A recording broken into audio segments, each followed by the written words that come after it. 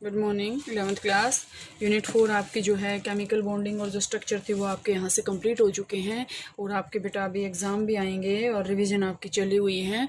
तो उसमें जो है मैंने एनसीईआरटी क्वेश्चंस देखे हैं, एक भी ऐसा क्वेश्चन नहीं है जो आपको समझ में नहीं आएगा। आसानी से सारे का सारे क्वेश्चन आपको समझ में आ जाएंगे। तो बेटा सिलेबस आपका रहता है। तो यूनिट 5 जो है आप साथ साथ मैं आपको बता रही हूँ, जैसे यूनिट 1, 2, 3 एंड 4 ये आपके यूनिट हुई हैं। 5वीं जितनी यूनिट होएगी वो आपके जो सितंबर एग्ज़ाम होंगे उसमें आएंगे। रिवीजन भी अगर इसके बीच में अगर आपकी होती है तो वो भी आएगी। तो इसमें आपके पास क्या आएगा बेटा, यूनिट 4 यूनिट तो आपके पास आएंगी ही आएंगी, वो डन है। और यूनिट 5 को जो आज हम कंटिन्यू करेंगे, तो यूनिट 5 को जो आपके एग्ज़ाम्स हैं वो भी आपके कंटिन्यू चलते रहेंगे और आपका जो है रिवाइज आप इसमें खुद करोगे। और यूनिट 5 को जो है यहाँ से हम कंटिन्यू इसमें रखेंगे। तो यूनिट 5 का जो आपका नाम है बेटा वो आपके पास आता है states of matter. States of matter. अब यहाँ से आपके पास ये क्वेश्चन अराइज होएगा कि स्टेट ऑफ मैटर तो आपके पास 9th क्लास में भी था। कौन सा था? सॉलिड, लिक्विड एंड गैसेस, ये आपके पास थी स्टेट ऑफ मैटर। अब यहाँ से आपके पास क्या क्वेश्चन अराइज है कि आपको ये नहीं पढ़ना सॉलिड क्या है, लिक्विड क्या है और गैसेस क्या है। No, this is not your level. तो सॉलिड, लिक्विड, गैस को अगर हम ना पढ़े यहाँ से, तो आज जो हम इसमें पढ़ेंगे, वैसे तो देखो एक बार तो इसके भी हम आउटलुक लेंगे कि सॉलिड क्या होता है, लिक्विड क्या होता है, गैसेस क्या होता है। 9th क्लास में आपके पास, 9th क्लास से आपके पास स्टार्ट हो जाता है। वैसे तो देखो छोटी क्लासेस में भी हो जाता है। तो यहाँ से आपके पास होता है इंटर कन्वर्जन ऑफ स्टेट होता है। सॉलिड अगर लिक्विड में चेंज होएगा, लिक्विड गैस के अंदर चेंज होएगा, गैस वापस से लिक्विड के अंदर चेंज होएगा, लिक्विड वापस से सॉलिड के अंदर चेंज होएगा, सॉलिड डायरेक्ट गैस के अंदर चेंज होएगा। तो ये आपके पास जो है अलग अलग जो है यहाँ से प्रोसेस होते हैं। सॉलिड लिक्विड में कब होएगा? जब हम हीट करेंगे इसको, ठीक है। लिक्विड गैस के अंदर कब चेंज होएगा? जब हम इसको प्रेशर डिक्रीज करेंगे, हीटिंग करेंगे या फिर डिक्रीज जो है प्रेशर करेंगे तो गैस के अंदर चेंज हो जाएगा। अब आपके पास आता कि गैस लिक्विड के अंदर कब चेंज होंगे। 9th क्लास में क्वेश्चन आता है ना, how can the gas can be liquefied by increasing pressure and by decreasing temperature. जब हम इसका टेम्परेचर घटा देंगे और प्रेशर बढ़ा देंगे तो ये गैसेस क्या हो जाएंगे? लिक्विफाइड हो जाएंगे। इसके बाद लिक्विड सॉलिड के अंदर कब चेंज होएगा? जब हम इसकी कूलिंग करेंगे। तो ये तो देखो इंटर कन्वर्जन ऑफ स्टेट होता है। तो यहाँ से हम ये बातें जो है यहाँ से डिस्कस नहीं करेंगे। तो इसके बाद आपकी यूनिट का जो है मेन स्टार्ट करते हैं। स्टेट ऑफ मैटर जो मैं आपको फिर से बता रही हूँ, तो स्टेट ऑफ मैटर जो है आपके यूनिट का नाम है और इसी को जो है हम आगे कंटिन्यू करेंगे। साथ साथ आप अपने एग्जाम भी देते रहेंगे और जो इसको थोड़ा थोड़ा करते भी रहेंगे ताकि आपका सिलेबस जो हो जाए। सबसे पहले बेटा इसके अंदर आपके पास जो है, आपके पास जो टॉपिक आता है वो आपके पास आता है इंटरमोलिकुलर फोर्सेस। कि हमने ये तो पढ़ लिया कि ये सॉलिड है, ये लिक्विड है, ये गैस है। अब वो जो सॉलिड, लिक्विड और गैस है वो टिके किसके कारण है? उनके बीच में ऐसा क्या है कि वो जो है मॉलिक्यूल्स जो हैं बाइंड हैं, ठीक है।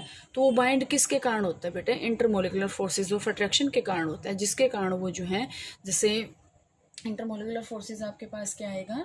The force of attraction and repulsion. इसके अंदर जो आपके पास रिपल्शन भी आएगा। The force of attraction and repulsion between the constituent particles means atoms या मोलिक्यूल्स के बीच में जब इंटरमोलिकुलर फोर्सेज या रिपल्शन है या फिर अट्रैक्शन है तो उसको हम बोलेंगे इंटरमोलिकुलर फोर्सेज। अगर हम दूसरे वर्ड्स में इसकी बात करें तो forces the which keep the interacting particle of the species substances together. जैसे अब हमने ये बात कर लिया H2, हमें ये पता है हाइड्रोजन और हाइड्रोजन जो है यहाँ से किसी न किसी फोर्स के द्वारा बंधे हुए हैं, तभी तो 2 एटम हैं। ये आपके पास एटम है और ये भी आपके पास एटम, और दोनों ने मिलकर क्या बना रखा है? एक मॉलिक्यूल बना रखा है। तो यहाँ से आपके पास क्या आएगा कि यहाँ से hydrogen atom and hydrogen atom combine to form a molecule and which are attracted by any intermolecular forces of attraction. तो इसके बारे में हम बात करेंगे। तो यहाँ से इंटरमोलिकुलर फोर्सेज, इसका मतलब ये नहीं है कि सिर्फ और मतलब अगर हम इसमें ये बात करें कि इंटरमोलिकुलर फोर्सेज ऑफ अट्रैक्शन की अगर हम बात करें तो आपको पता है negative and positive will attract each other but negative and positive will repel each other. ये मैं बहुत स्टार्टिंग से आपको ये बातें बता रही हूँ। तो यहाँ से ये आपके पास क्या आएगा? ये तो रिपेल करेंगे।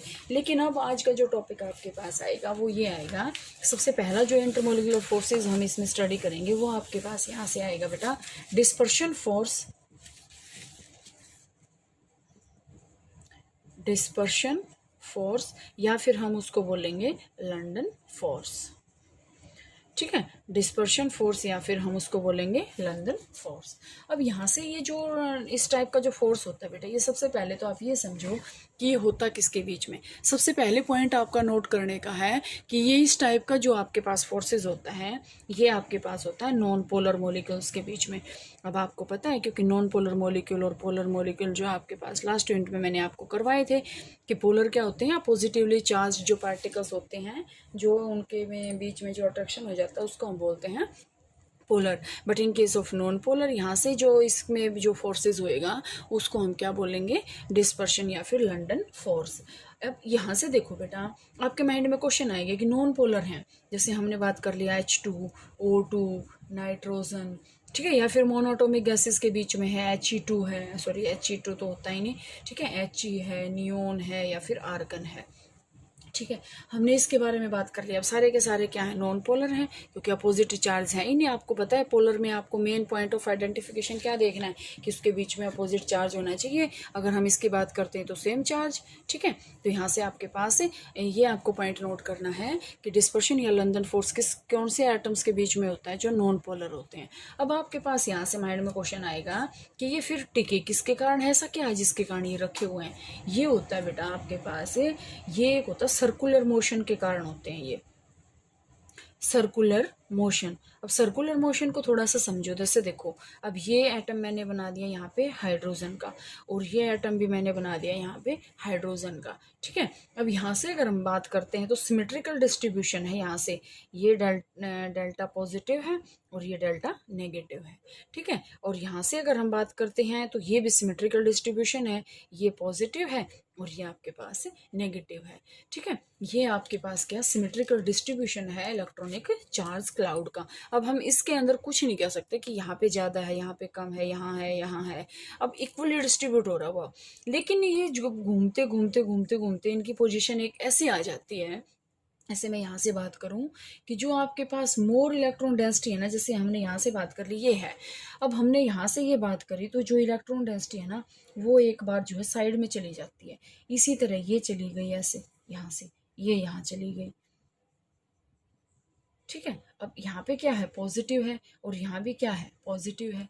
जो आपके पास क्या है, ध्यान से देखना, अब ये पॉजिटिव है, ये नेगेटिव, ये पॉजिटिव, ये नेगेटिव है। अब ये घूमते घूमते कैसी पोजीशन आएगी कि इसको हम बोलते हैं इंड्यूस्ड डाइपोल। और इंड्यूस्ड डाइपोल का मतलब क्या होता है, जो डाइपोल मोमेंट क्रिएट किया गया है। था तो नहीं, ये तो इक्वल डिस्ट्रीब्यूशन था, इक्वली था, तो यहाँ से इसको हम क्या बोलते हैं, इंड्यूस्ड डाइपोल। मतलब क्या है कि इसको क्रिएट किया गया है, और ये जो है रोटेशन के कारण एक ऐसा पॉइंट आ जाता है, हाइपोथेटिकली है बेटा, ये पॉइंट मैं आपको बता दूँ तो सारा का सारा हाइपोथेटिकली, सिर्फ हम इमेजिन कर सकते हैं कि हाँ ऐसा होता होगा। तो ये आपके पास होता है इंड्यूस्ड डाइपोल है। तो इसके कारण आपके पास क्या है, लंदन फोर्सेज हैं एंड डिस्पर्शन फोर्स है बिटवीन एटम्स। तो यहाँ से ये आपके पास आ जाएगा। इसके बाद जैसे ये कोई ज़रूरी नहीं है कि ये यहाँ से ऐसे भी हो सकता है, जैसे ये इलेक्ट्रॉनिक डिस्ट्रीब्यूशन है, यहाँ पे इलेक्ट्रॉनिक डिस्ट्रीब्यूशन सारा आ जाए, और यहाँ से ये ऐसे यहाँ पे आ जाए। कोई ज़रूरी नहीं है एक ही साइड जाएगा, हम किसी भी साइड इसको कह सकते हैं।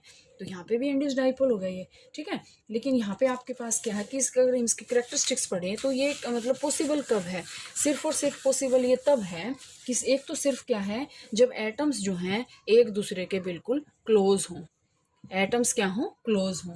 ठीक है, यहाँ से और अगर हम बात करें तो ये जो आपके पास लंदन फोर्सेस है ये इंक्रीज होता है with increase in the number of electrons. ठीक है, एटॉमिक और मोलिकुलर साइज के साथ भी इंक्रीज होता है, और मोलिकुलर मास के साथ भी ये जो है चेंज होता रहता है। इसके बाद नेक्स्ट आपके पास आएगा डाइपोल फोर्सेस, वो जो है कल करते हैं।